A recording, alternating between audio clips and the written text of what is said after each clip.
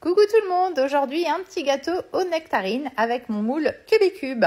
Donc bien sûr j'ai besoin des nectarines. Alors j'en ai coupé quelques-unes en lamelles, voilà, et je viens disposer une lamelle dans chaque, c'est pas des empreintes, mais vous voyez dans chaque partie de mon moule, en fait ça fait tout des petits carrés.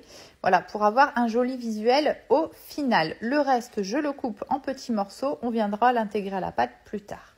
Dans mon cul de poule, j'ai mis du beurre. Et je vais lui rajouter le sucre. Alors, vous inquiétez pas, je vais vous noter les ingrédients et les quantités dans la vidéo. Donc, c'est pas un gâteau light, on sera d'accord, hein, mais ça devrait pas être mauvais quand même, cette histoire. On mélange bien, voilà. Une fois que c'est bien mélangé, qu'on a bien incorporé le sucre dans le beurre, on rajoute, alors on va rajouter en tout 3 œufs, mais on va les faire un à un. Donc, on rajoute un œuf, on mélange bien. Une fois que c'est bien intégré, on rajoute le deuxième.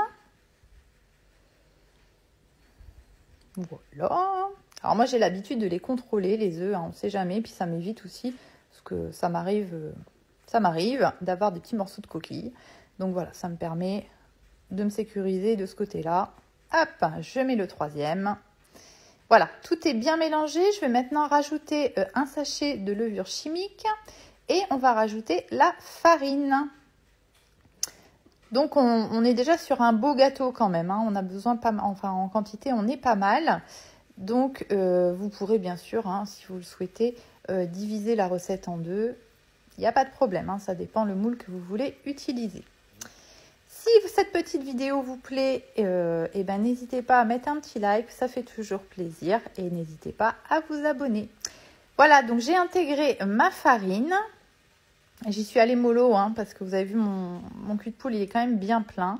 Et je rajoute 2 cuillères à soupe de crème fraîche. Oui, j'avais dit, c'est pas light. Hein. Voilà, tout est bien mélangé. Je vais venir rajouter le reste de mes fruits. Alors moi, j'ai pris 4 pêches. Honnêtement, 3, ça aurait pu être bien aussi. Voilà, bon, elles étaient coupées, donc je les mets dedans. Hein, mais c'est vrai que ça fait quand même beaucoup de fruits. Moi, ça ne me gêne pas, mais 3, je pense que c'était suffisant. Voilà, tout est bien mélangé, il ne nous reste plus qu'à remplir notre moule. Alors, pour pas que mes lamelles qui sont au fond bougent, je vais remplir mon moule progressivement. Voilà, petit à petit, pour que ça reste bien en place. Voilà, et à la fin, eh bien, tout simplement, je vais... Alors, vous pouvez tapoter votre moule comme je vais le faire là, pour faire tomber en fait votre préparation et que ça vienne bien se remplir partout dans le moule. Ou sinon, eh bien, voilà, comme je vais faire là, vous étalez doucement à la spatule et surtout pensez à bien remplir les petits coins. Et puis ensuite, je retapote un petit coup mon moule sur sa plaque. Ça aide tout simplement à faire tomber la pâte dans tous les petits trous. Allez, on y va au four pour 45 minutes à 180 degrés. Alors, en cours de route, moi, je lui ai mis une feuille de cuisson dessus.